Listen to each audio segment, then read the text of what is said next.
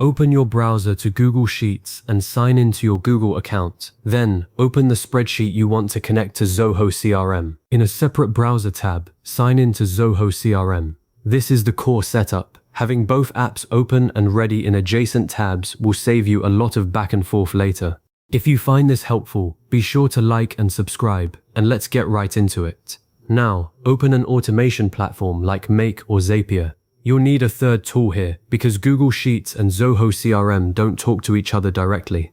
Create a new automation scenario or workflow. In Make, it's called a scenario. In Zapier, it's a zap. The exact name doesn't matter. You're just creating a fresh, empty automation. The first thing you'll do is add Google Sheets as either the trigger or the action.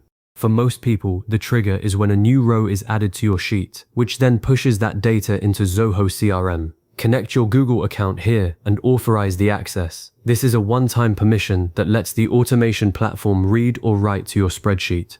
A common mistake is forgetting to select the correct spreadsheet and worksheet name from the dropdown, so double-check that. Next, add Zoho CRM as the second application in your workflow. Connect your Zoho CRM account and approve the access, just like you did with Google. Now you'll select the specific CRM module, leads, contacts, or whatever fits your data. This matters because if you map contact information into the leads module, it won't populate correctly. After that, map your spreadsheet columns to Zoho CRM fields.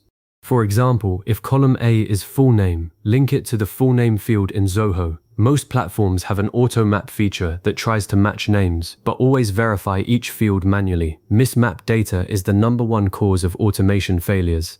Run a test using a sample row from your sheet. The platform will simulate the action and show you a preview of what Zoho would receive. If the test passes, showing the right name, email, phone number, then activate the workflow. That's it. You have successfully connected Google Sheets to Zoho CRM. Your data will now sync automatically, saving you from manual entry and the errors that come with it.